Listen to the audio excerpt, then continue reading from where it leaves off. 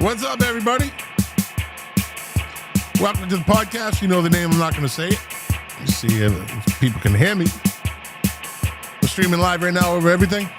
Episode 188, 189, something like that. Yeah, and just for YouTube purposes, this is not my music. This is a group called She Wants Revenge. The song is called Tear You Apart. I'm using this for fair use because I'm talking over the song. Well, it is a fucking good song. Such a good fucking song. Yeah. I noticed last week I didn't play my intro music. I didn't play any intro music. I was preoccupied. Yeah, I like that song. So we got a good episode tonight. Jack's back. I hate Jack. He's never prepared. Never prepared. Let me check the chat. Let's see what's going on here. Put it up there just in case someone decides to pump in. So yeah, episode like 188. I don't know. Iced coffee time. Hold on. Yeah. All right. Let's get right into it. Hey, everybody. Jack's back. Hey, everybody. Jack's back. Hi, Scotty. Hi, Jack. Gee, good to see you again. Wow. I appreciate the enthusiastic welcome. Yeah, well, it's been so long since you've been on. I just wanted to say hi, Jack.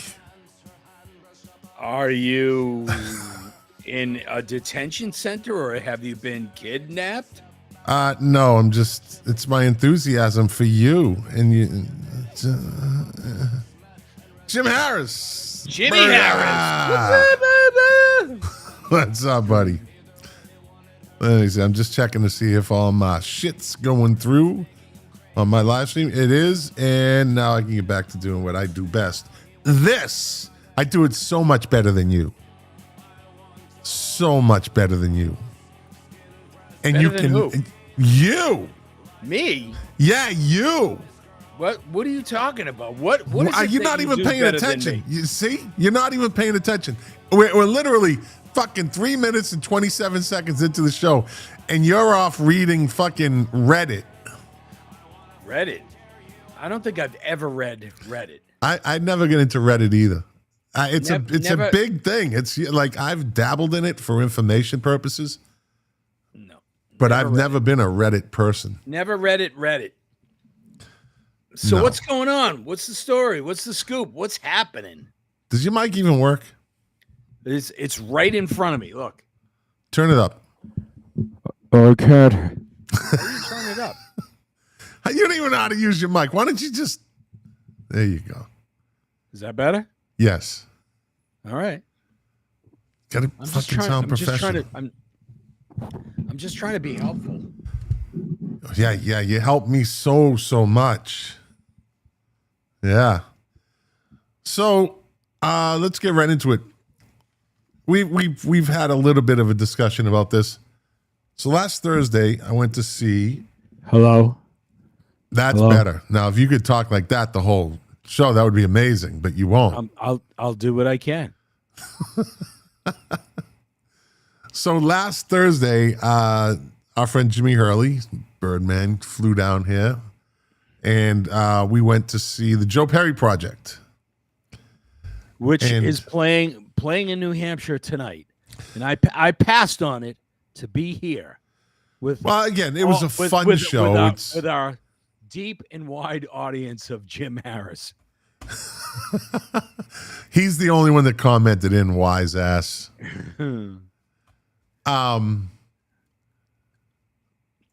Yeah, so we went to see again. It was a fun show. It was a fun show. It was really, entertaining, but it's not the greatest show in the world. It's not like you were. I wanted to see it just because, the members of the band and the bands that they played in, and I was curious to see how the mix would go, and it was really good. Robert DeLeo from Stone Temple Pilots is kind of he was like an anomaly on the stage. He's huge. He's like 6'4", 6'3". Yeah. Right. And just watching him and the way he has this herky jerky movement, even when he was with Stone Temple and when he is still with, which I don't think that they're Stone Temple Pilots, but they call themselves that. He has these kind of little herky jerky and his feet like spread apart, then they come forward, and he's standing next to Brad Whitford, who's like fucking 5'6". And it was like Gandalf talking to one of the what are they called? Hobbits. According to Wikipedia, do you know how tall Robert DeLeo is? 6'4". 6'1.5". That's it? 6'1.5". Wow, because I thought Chris Robinson, he's taller than Chris Robinson. And I thought Chris Robinson was. But then again, Joe Perry, then maybe that's it. Maybe that's Joe Perry and Brad Whitford are like fucking, I don't know, 5'9", 5'8". Chris Robinson is 6 feet exactly. Yeah. According to the internet, which is always accurate. Yeah. And Joe Perry, 5'9". This can't be the right. Hold on. Let's see.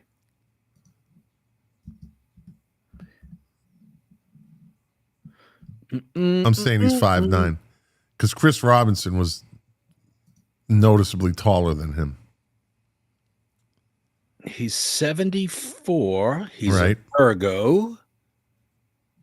Where the heck? I do not see a height. You're so old school. Here you go. Hold on. Hey, Born Gemini, in Lawrence. how tall is Joe Perry from Aerosmith? I don't know if I knew that. Let me see. Hey, Gemini, how tall is Joe Perry from Aerosmith?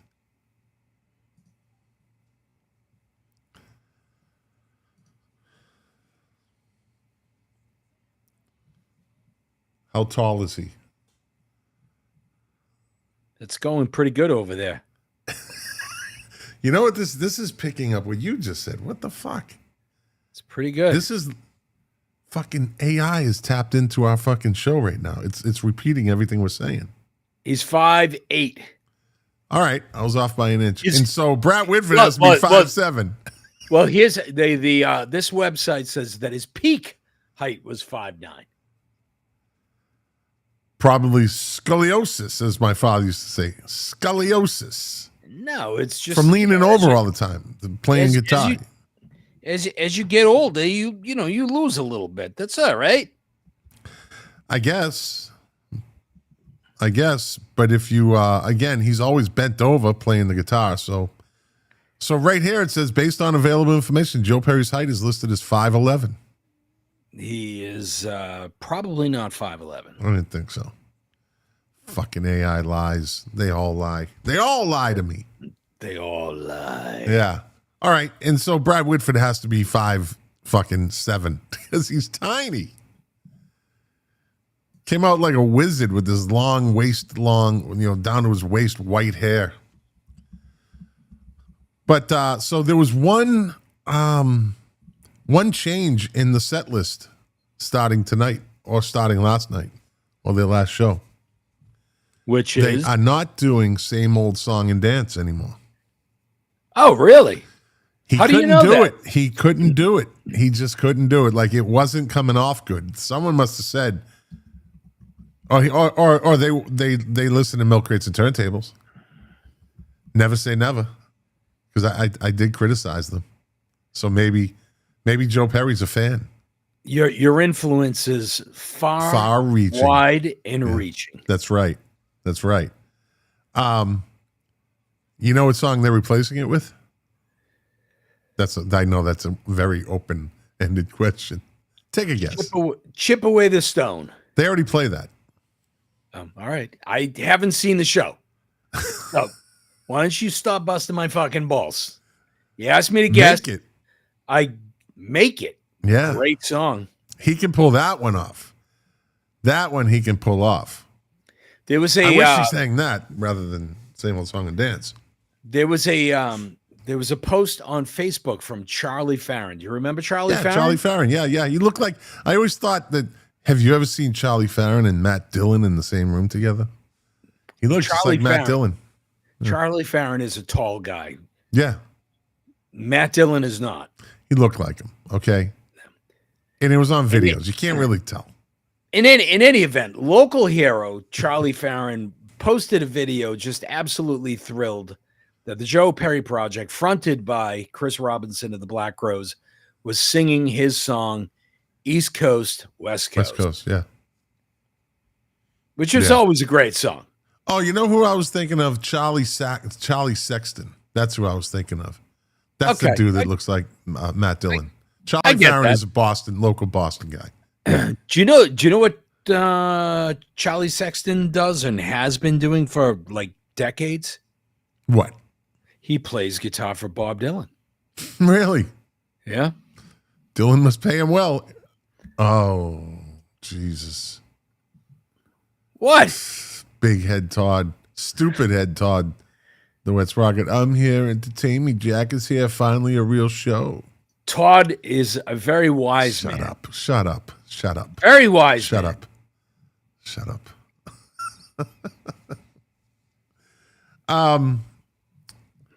Yeah, so they changed up that set list, which I thought was a good move. It was a good move. Scotty Dethridge, he'll be in town tomorrow. He'll be in Boca. My buddy Scotty D from Illinois. I just was out at his place a couple of weeks back. Very nice. Very nice. Yep. So listen, you spent a little bit of money to go see the Joe Perry Project. Yeah. Very rare. This is very rare that I did that. Where does Joe Perry rank in terms of his guitar playing prowess? Is he a Jimmy Page? Is he in the Eric Clapton range? Joe Perry. Jeff Beck? No. And so I had asked this question a while back. I don't know if I asked it to you or to Mark and Lou, but I always said, why isn't Joe Perry ever listed on these top 20 or top 10 greatest guitar players, right? And if you listen to the first couple of albums, the first 3, 4, 5, or actually all their albums, Joe Perry has some of the greatest riffs in rock and roll, right? Now, Brad Whitford is the unsung hero of that sound, that Aerosmith sound, if you ask me. Brad Whitford is more than just a what is he? The not the lead guitar, but he's the rhythm guitarist. Rhythm guitar. I've been forgetting shit lately, dude. It's kind of weird. Wow. Yeah. Look, oh wow, and you're not even looking at. I'm looking for. I don't know how I'm looking the for beautiful something. Deb does it. I don't know how she does it. I can only imagine her trying to talk to you at dinner, and you're like, "Oh wow, yeah, good, oh, great." But then when I saw him play, and I know he's 74, but he still can tear it up. Joe Perry is a very good rock guitarist. Of course, upper echelons because of the people, the level he reached. And he was a big part of that. He wasn't just the guitar player. But I think he is a very good, very, very good rock guitar player, but not the greatest. I wasn't impressed. He shredded a lot, and there was a lot of noise. There was no rhythm to what he was doing at times. So was it a speed thing? Was it melodic? No, when he started shredding, it was like that. Like there was really no, you couldn't catch it. He's playing fast. But he's a really, really good rock guitarist. Well, look, in terms of like him doing a solo in concert, I look, you've been to a ton of concerts, as have I. How many times have you actually gone to a concert where even one of the greatest guitar heroes of their era sets off to do a solo? I'm sorry, boring. Well, when you're playing Train Kept a Rolling, that's a part of the song. If it's part of the song, that's one thing. But even we've talked about this 100 times. Even going to see, Van Halen, that interlude where Eddie would kind of do his solo, Shreds, just shredding and making noises and it's not as compelling if it's not in the context of a tune.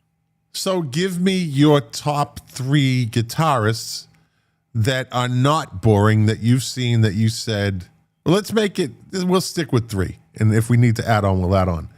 That make it not boring. Like Joe Perry, like you said, Eddie Van Halen. And this is very interesting because you're not a drum solo guy either. You're not a guitar solo guy either. So you're not a solo guy, period. No. Really? No. Unless it's part of the song. The only thing that's worse than a drum solo and a guitar solo is when they let the bass player do a solo. Bass solo. Oh my God. So by the way, I mean you were accusing me of being distracting. I was actually doing research in the moment. And I was because you don't come prepared. Rolling Stones greatest guitarist, 250 people listed. Joe Perry, what number do you think he comes in at? I'd say they probably have him at about, I'll say, if it's 250, can I give you like between? Yeah, good. I'd say he's top. That's 250 guitars. That's a lot. I'd say he's in the 20s. He's higher than that. Do you want to take one more guess? Well, higher meaning further away from the 20s or below or closer to number 1? Further away. Further away, 40s. Further. Wow, 60s. He's 136. Wow, so there you go. Wow. Who's in the 20s? So now that I thought he might have been in the 20s, and of course thinking 250, that's a lot of fucking guitarists. Like who's 29 to 20? Just rattle them off. All right, hold on. Let me get to it. Yeah.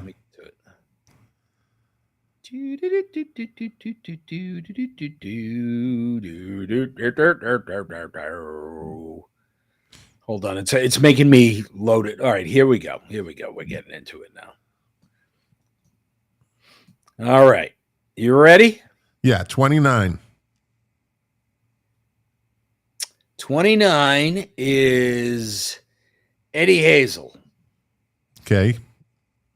From Funkadelic. Yep, George Clinton. Parliament. See how I knew that? See how I fucking knew that? Yeah, you knew it. 28 I know stuff. 28 David Gilmour.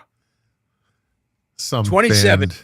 27 Buddy Guy. 26 Saint Vincent. Mm-hmm.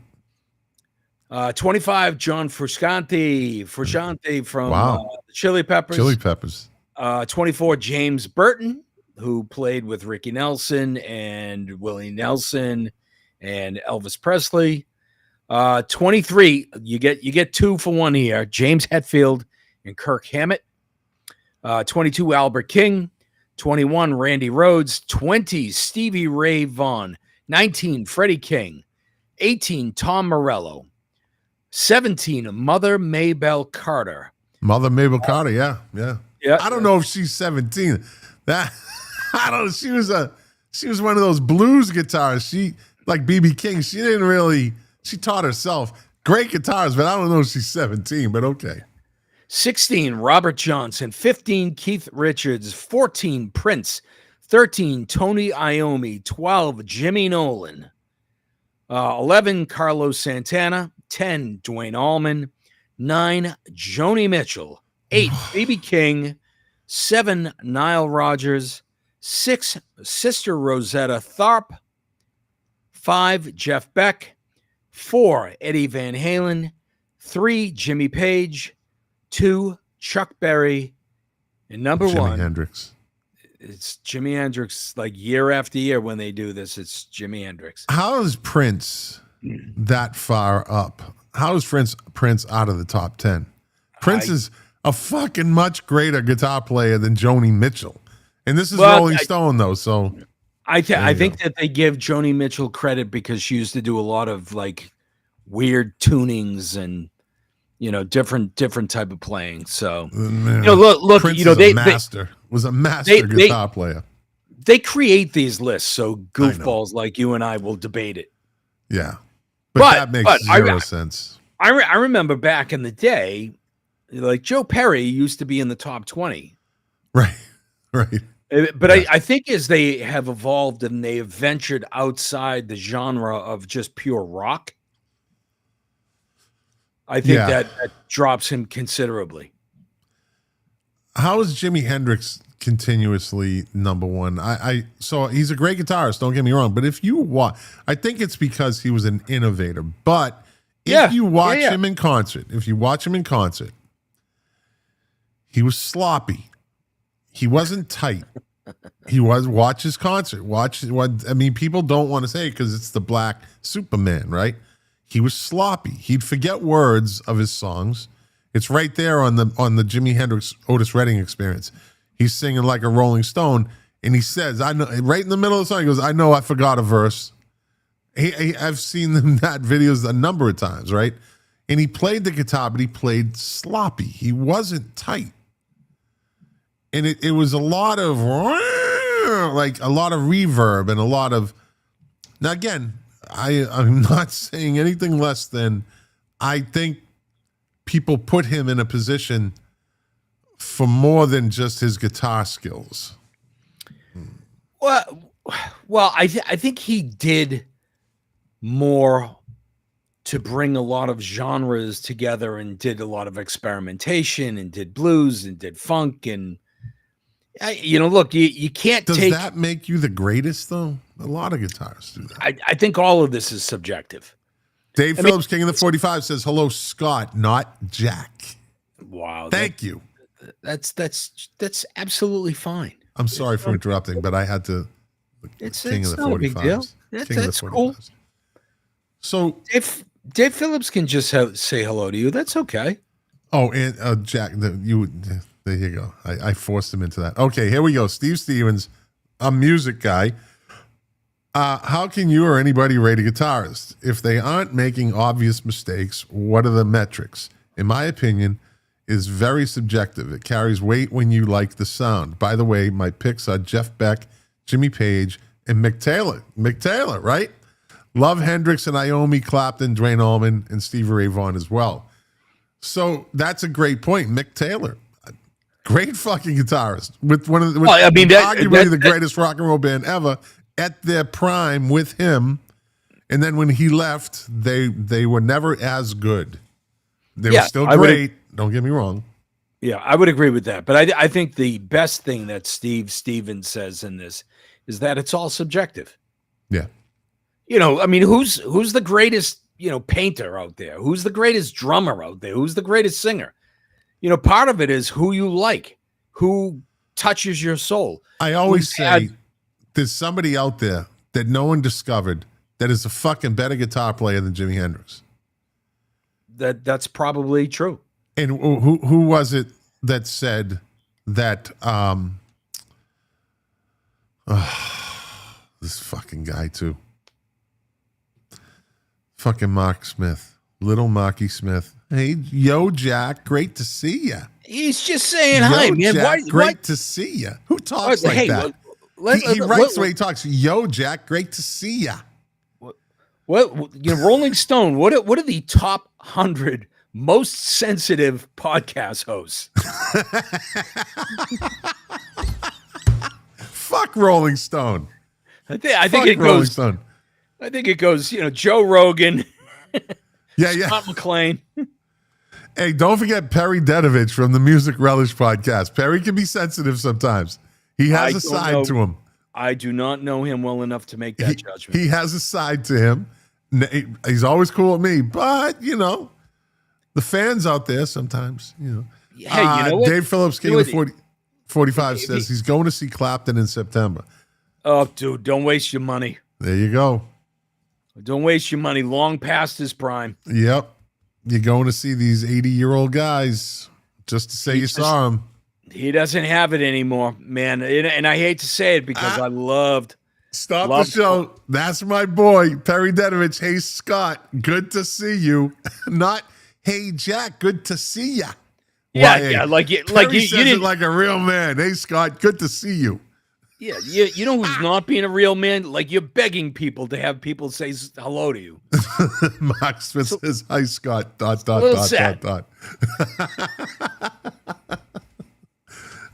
Music Relish. Go listen to their podcast. They do some serious deep dives. They're way deeper than us.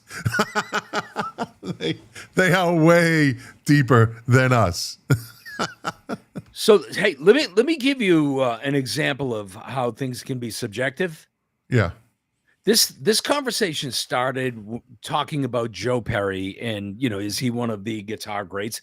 In my opinion, and this is just my opinion, not only is he not one of the greatest guitar players out there, I don't think he's one of the greatest guitar players that came out of Boston. Okay, so I'd say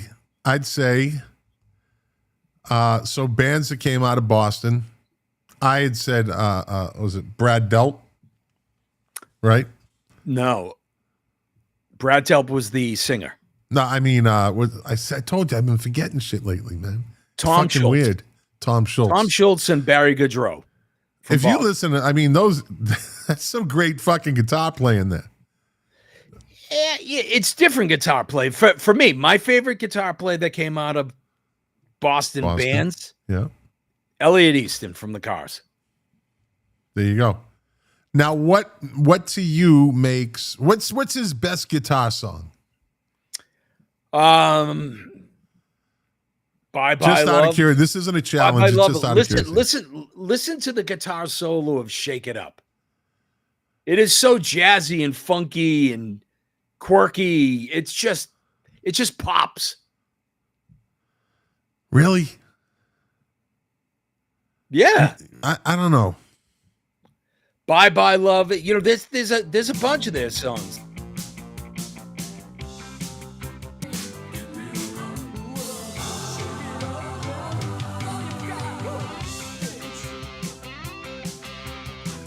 Yeah. I mean, it's like chicken plucking. Just listen to it, you idiot. I've listened to it a million times. It's a good guitar solo. Just listen. Listen the way he finishes it. Okay. It was very anticlimactic. It's awesome. That is he just fades out. Solo. It's a great solo. Well, I'm glad you brought up the word subjective because I'm not going with it. Jay Giles, I knew Dave Phillips was going to come with Jay. Let Dave Phillips comment in. There's a delay on the live stream, but Dave Phillips, I want you to give us what you think is Jay Giles' best guitar song. So we'll put it that way. Because Ellie Easton has much better songs than that. Yeah, look, you asked me to list. I listed 2 off the top of my head. I just like that solo. It's subjective. That's the point, you moron. That's not subjective. This is much better.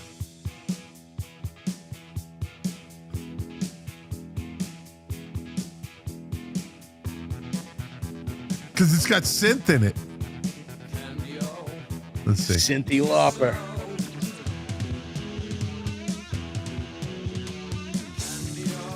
Is this where the guitar solo is? Hold on.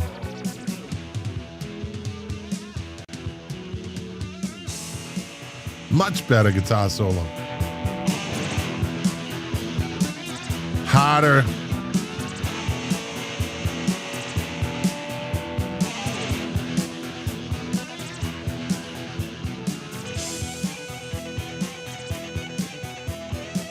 This is much, much better. Listen to how he ends it, Jack. It's not all jazzed up and funky. You fucking. Why are you saying it like that? Why are you getting all lispy on That's me? how you said it. That's not That's exactly how how you said it. Look, Love hurts. you can.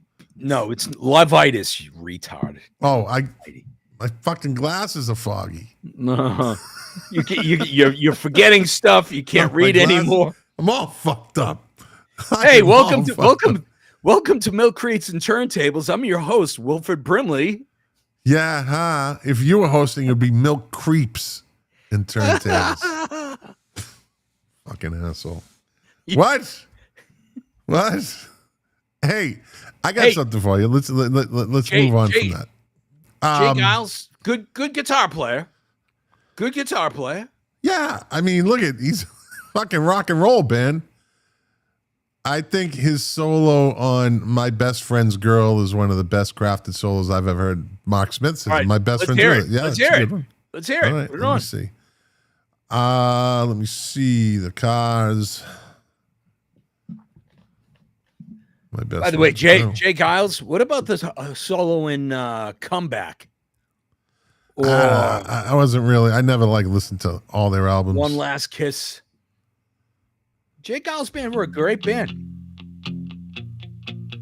I'm definitely getting copyright hit with this.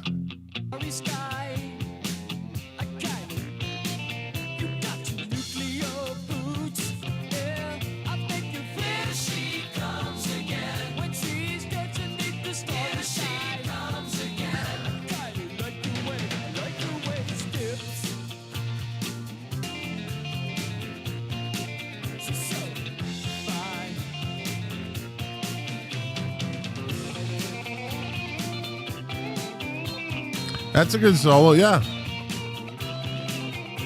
Yeah. They're not long though. They're not long.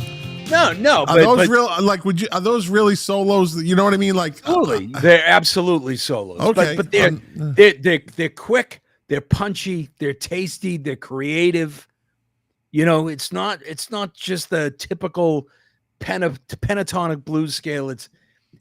I just think he's a much better guitar player than Joe Perry is. Did you just my go all opinion. fucking pentatonic blues scale on me? Yes, I did. I'm a fucking guitar player. I'm just trying to teach yeah, you, brother. you know that pentatonic blues scale. I really do hold that. Does hold a lot of weight. Yeah. Dave Phillips saw the Cars at the Rat before they hit it big. That's pretty cool. Yeah.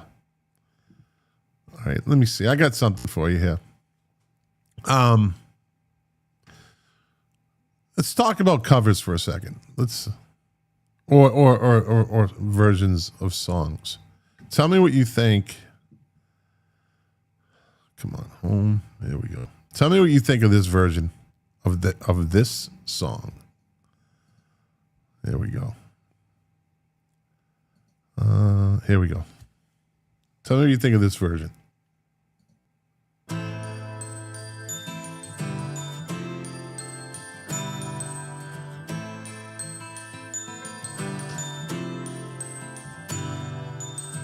Hello, my love. I heard a kiss from you. Red magic Different, right? Yeah. You know the song? You know the song? I know the song, but the original is so much better.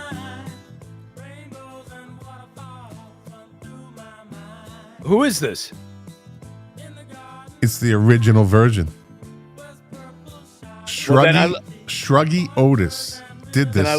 Then I like the cover. There you go. Who knew? Right? Who knew? This dude was Shruggy Otis was one of those savants. Very young kid who wrote his own songs, the whole thing. Did not want to conform to record labels, record companies, all the talent in the world, and released some albums, but just never wanted. He was too smart. He was too into his own thing, and he didn't want to be pigeonholed by record companies. So he wrote some, like that song, The Brothers Johnson. That's one of the greatest R&B songs ever. The Brothers Johnson version is just it's awesome. it's amazing. It's an amazing song. Yeah, it's awesome.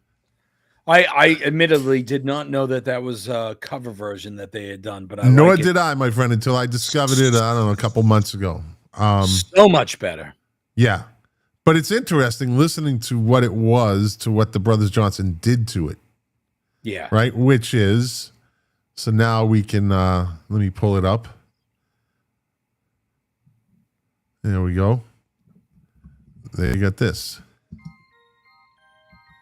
With a little build up, then fade out intro, then fade back in intro, right? Into like almost something totally different.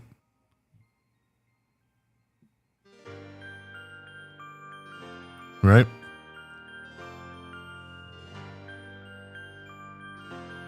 Like this this is fuck. You know what this is comparable to? This is comparable to Jimi Hendrix All Along the Watchtower and Bob Dylan's All Along the Watchtower. I would agree. Yeah, absolutely comparable to that. With the remake of the cover. So what's the difference between a remake and a cover, right? Well, I think a remake is basically by the same artist doing one of their old songs, right? And a cover is a different band covering somebody else's material. So Richard Riccocci just said "Piss and Piss with You." That song, you know that song? No. You don't know that song, "Piss and Piss with You"? No, I think he was commenting on he's not a big fan of either of those versions. I don't know. I don't know. This guy might be a wild card. I don't know. Might be a wild card. Maybe the A key on his keyboard is broken. He meant pissa and pissa. I don't know. I think he can be a wild card. Just watch this. We'll see. That's right, Jack. Dave Phillips, there you go, 2 minutes behind. That's right to what? All right, listen, I got is California who first recorded California Dreamin'? It wasn't the Mamas and the Papas? No. This is one of those rare, like this is a very gray area. They wrote it and Barry Maguire recorded it first. Okay. I get but that. Then they did it. But is it a cover? Since they wrote it, he did it first, and they let him do it. They actually said, no problem, we write this song. Hey, you want to record it? And then they recorded it. So is that a cover? That's a good question. I don't. Right? It's kind of a gray area. I suppose if somebody else recorded it first, then technically it would be a cover. Right? Because a lot of people write songs for other artists. Like, hey, did you know Prince wrote Manic Monday for the Bangles? You're kidding me. All right, cover or not a cover? Chaka Khan, I feel for you. Cover or not a cover? Cover. By who? I don't know. Prince. Yep. Prince wrote that in 1979, and it featured Grandmaster Melly Mel doing the Chaka Khan, Chaka Khan, Chaka Khan, Chaka Khan. And Stevie Wonder was on the chromatic harmonica for that song. Woo, baby. Yeah. All right, cover or no cover? What's love got to do with it? Cover. But you would never know who did it. No. Bucks Fizz. Yeah, it's an old reggae song, isn't it? Bucks Fizz. Let me see what Steve Stevens has to say. Talking about covers. And by the way, Steve Stevens is the king of covers. He's very modest about it. I've tried to get him on the show. He doesn't want to come on. He knows he's the king of covers. Train Kept a Rollin'. Original was written and performed by Tiny Bradshaw in 1951. The Yardbirds did cover it. It's actually in a movie. There's a whole. It's a great scene in a movie. Jimmy Page and Jeff Beck. Aerosmith covered it. Aerosmith's version is the best version of that. I would agree. Yeah, that's the best version of that. Let me see. Let's see what Bucks. I Fizz. like the Yardbirds cover, but it's very different. It's very different. Yeah. Nobody does it as well as Aerosmith, especially with the kind of almost two different approaches in the same song. Here we go. Bucks Fizz.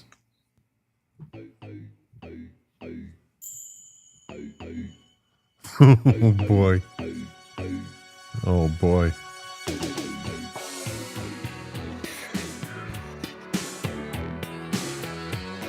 Wow.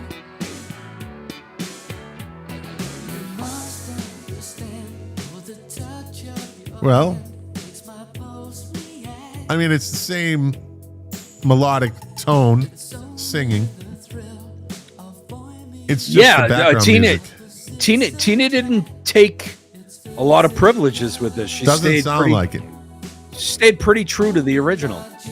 Yeah, doesn't sound like she went too far off the reservation with this one. No, it sounds like she didn't have to. Let's see. Hold on. All right. Interesting. I guess, let me see. Dave Phillips says, your song, Elton John wrote it. Three Dog Night released it first. Blinded by the Light, Manfred Mann, Springsteen wrote it. We all know that. I didn't know that Three Dog Night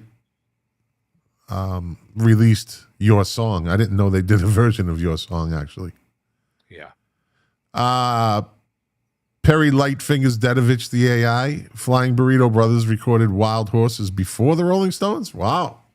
Well, there's a lot of controversy around Wild Horses. There are some that think that the Rolling Stones didn't actually write Wild Horses, that Graham Parsons wrote it. There are some that actually claim that the lyrics of Wild Horses were actually lifted from a journal or a notebook that Graham Parsons had, that they took that song and did not give Graham Parsons the credit. Never proven. And, the Rolling Stones were part of that era where, lifting songs and borrowing and that type of thing happened all the time. Yeah. Let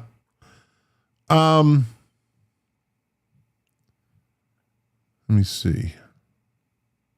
You take your time. You know that song by that dude, Janis Joplin? Pieces of My Heart. And that dude had the long hair. Yes, that's a cover. Of who did it? Who did it originally? Don't. I'm watching you. Don't look at your screen. I think you'd be surprised. I can't remember the woman's name. Irma Franklin. Yeah. I almost said, who Irma Franklin is? I almost said Irma Thomas. You know who Irma Franklin is? I was wrong. Who's Irma Franklin? Irma Franklin is Aretha Franklin's older sister. How about that? Fucking loaded with information tonight. Just fucking loaded. All right, last one. Madonna's song Ray of Light, cover or not cover? Cover. But you don't know who does it? No. Okay. Let me see. Uh-huh. And here we go.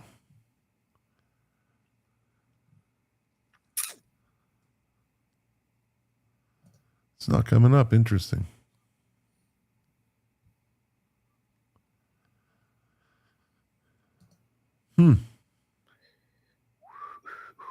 Yeah, it's not coming up, but it's originally done by Curtis Muldoon. Oh yeah, good old Curtis Muldoon. Little Curtis Muldoon. Yes. Yeah. And it's not even on Spotify. That's how fucking deep track that thing is. Ray of Light, Curtis Muldoon. Then I got Curtis Muldoon, an album. Let's see. Hey, I know that this is a completely different direction, not a left field, but Well, moving on. in the past couple of shows, have you acknowledged Ozzy's death? Were you a big Ozzy fan? Of course I was. Yeah. I mean, look, at our generation, unless you were listening to country music, we all loved Ozzy. Even people that there was at least one Ozzy song that everybody loved. You know what I mean? Or somebody liked an Ozzy song. Ozzy was one of those guys. He transcended, just because I think there was the whole Ozzy thing. But yeah, you know what was amazing about that is he fucking died less than a week later. Like, what a way to go out. Yeah. What a fucking way to go out. Dude, Jesus. were you a Ozzy solo fan or a Black Sabbath fan? More Black Sabbath than Ozzy solo, but Favorite Black Sabbath song? off the top of my head, that's hard to say. That's really, really, really hard to say. I like Snowblind, Fairies Wear Boots.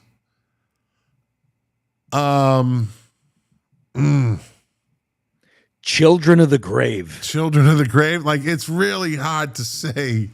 Yeah. Master of Reality. I mean, Sweet Leaf. Well, hey, how So about this? forever, for the longest time, Sweet Leaf was my favorite Black Sabbath song for when I was a kid How for the about- longest time. How far ahead of its time was Paranoid? Right? I mean, Let me see. Hold on. Paranoid. Go on. Talk about it. Yeah. I mean, just that riff, the lyrics. I mean,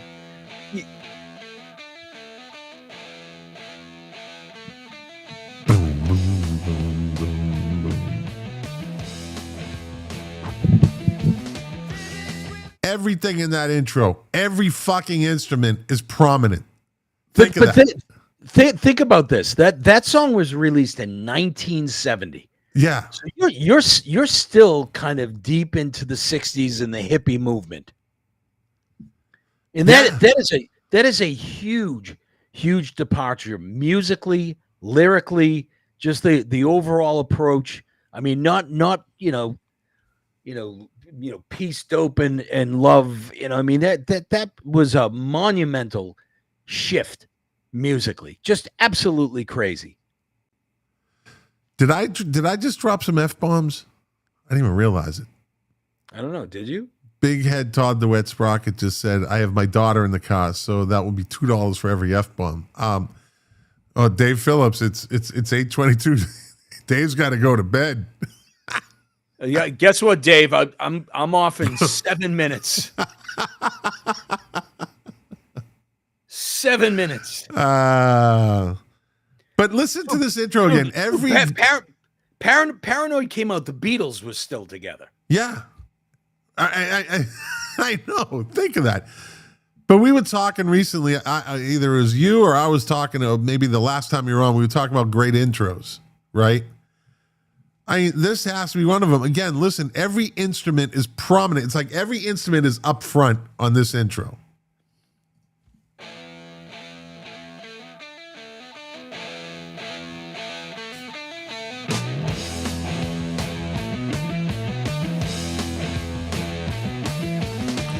The bass is just as powerful as the lead guitar in that. Me with my mind. Right?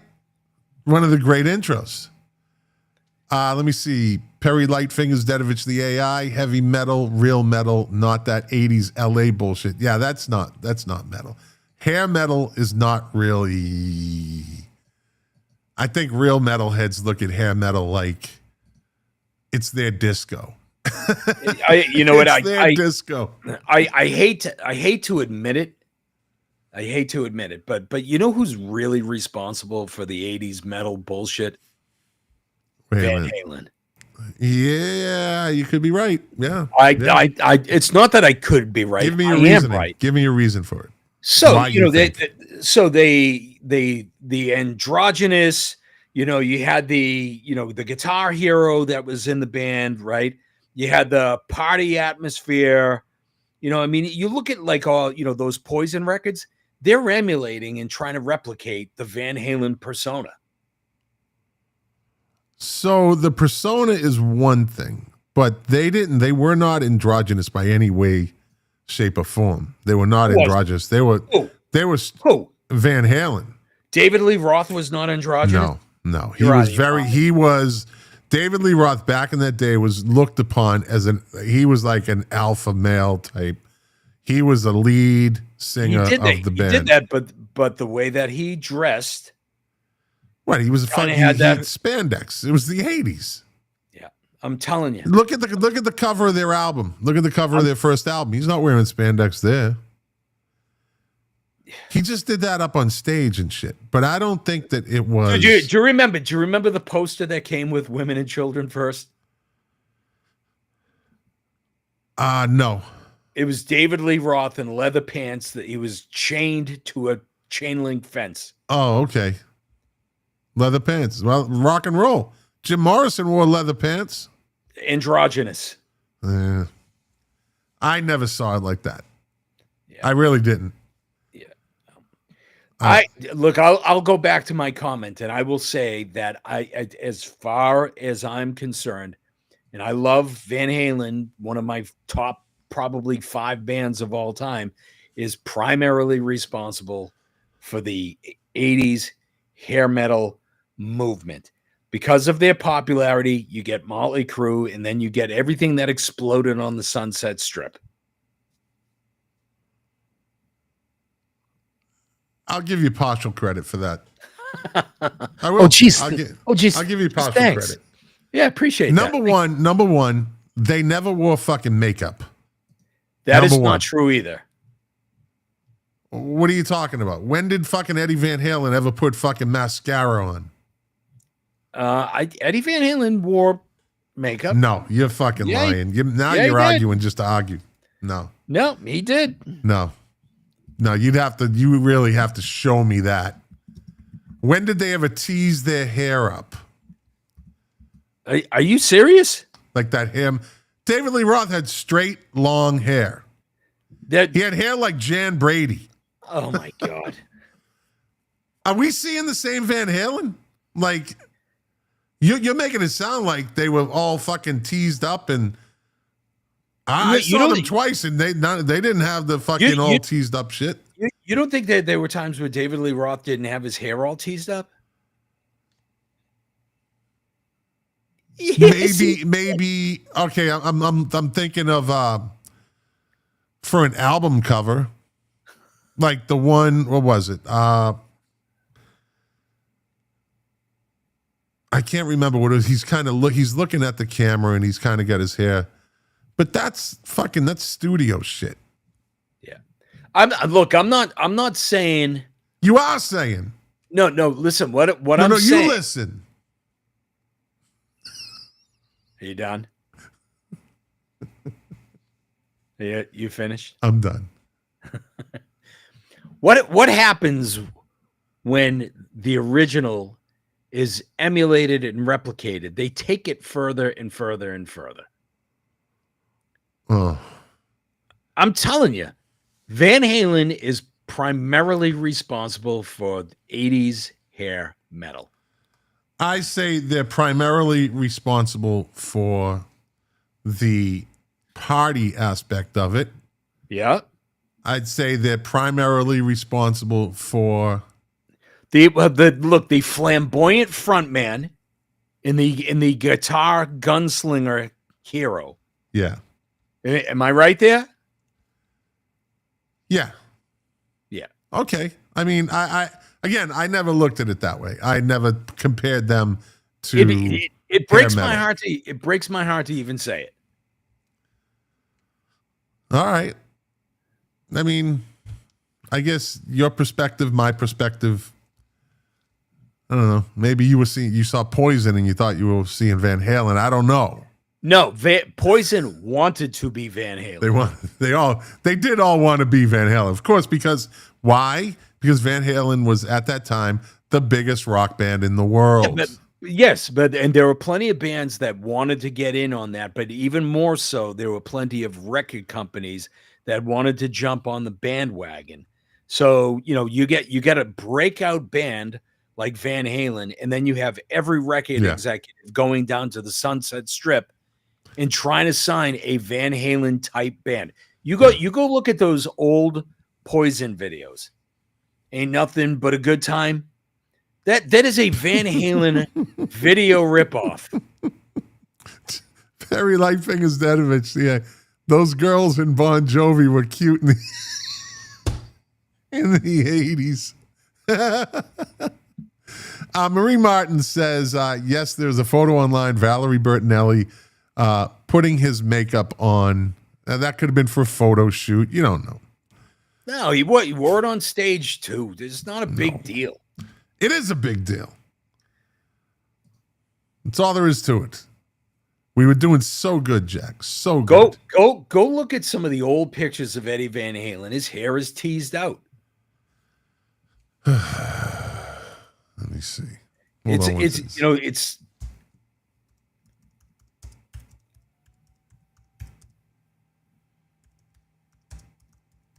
Hold on. So it was also the 80s. Remember that too. Remember. I know. And the Van Halen was a big influential part of the 80s.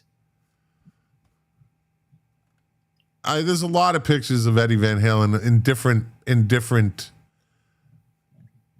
different looks. Teased like a girl. Let's see. Here's one right here. Let's go over here.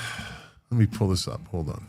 And see if I can get this. I think this might prove your point. Let's see. There we go. And there it is. Gay. I dug my own grave with that one. I should have just left it alone. Told you. Yeah, gay. There it is. That's not even aqua. That's turquoise aqua green with his. It even looks like he has blonde highlights in his hair too. Wanting to be like Dave. There's an article that I'm looking at online that says Van Halen transforms rock, unwittingly spawns hair metal. Yeah. All right. I'll go with that. I'll admit partial defeat. It's not defeat. This is about us sharing information. This is a battle. No. All right, buddy. I'm going to let you go. We're coming up on an hour. And plus, we covered everything I had because, well, you brought nothing to the show. But your handsome self. That's it. Okay. Leave it alone. Leave it alone. Leave it alone. Don't make me go the other way with this. Okay? Marie, he did not dress like Van Halen in the 80s. He dressed like Adamant. I did. Yes, you did. Yes, you did. And I did it good. Yes, you did. I was better looking than Adamant, though. Much. I still am. He's not that good looking anymore. Adamant doesn't really look good. Poor bastard. Bipolar, wasn't he? Wasn't he bipolar or something? He kind of lost his marbles in the 90s. It happens. What are you going to do? Yeah. He caught a raw deal, too. Had a good thing going, and fucking Malcolm McLaren fucked it all up. All right. Are you going to stay on and No, I'm done. I'm done. That's it. That's it. That's the show. All right. That's Good it. show. That's the show. Good what do you show. mean they're eating the dogs? Who are the Haitians in your neighborhood? I'm just saying that was the rumor, right? That was the rumor in Minnesota, right? That was the rumor. I'm just talking about the rumor that it is irrelevant. In New Hampshire, are they eating the dogs in New Hampshire? Yeah. Explain, Good night, everybody. Please. Explain, please. I was Mine is perfect. Mine makes all the sense in the world. I hate Jack, right? You come on with some ubiquitous saying. What? Wait, say that word again. Say that word again. Ubiquitous. Dude, there's $50 in it if you can spell this correctly. It's ubiquitous, not ubiquitous. I'm only kidding. Ubiquitous. Yeah. This is my accent. Adam, what did she say? Good night, guys. We're expecting Adam Ant like photos on Facebook. Back then, we didn't have cell phones. I think I have pictures of you like that. Oh, there you go. It was a Halloween party. So I think I did. there you go. Well, they're out there. They're out there, Marie. They're out there. Hey, thanks, everybody. Goodbye. All right, buddy. It's always good doing the show with you. Now get off my show. See, he pays attention. And that's it. That's the show. Thanks for watching. Thanks for listening. If you like it, share it. If you didn't like it, did I say shared it? Shared it? If you like it, share it. If you didn't like it, I don't care. Thanks for listening or watching for 1 hour and 1 minute. 1 hour and 2 minutes now. I'll be back next week. I suppose I'll be back on Thursday. I didn't do it Thursday this week because I have people coming into town. Got a fantasy football draft on Saturday. It's like Christmas in August. So, all right, Big Head Todd DeWitt Sprocket. What did he say? Good move, Scott. Exits the show with Jack. Make sure it stays a good show. No, see, I kicked him off my show. So, just because of you, Big Head, Stupid Head Todd DeWitt Sprocket. All right, everybody. I will be back, I suppose, next Thursday. So, again, thanks. You are the engine that makes this machine run. Without you, it would be just me talking, and that's fine. And I almost forgot to quote my favorite artist, Morrissey, doing this show for you. The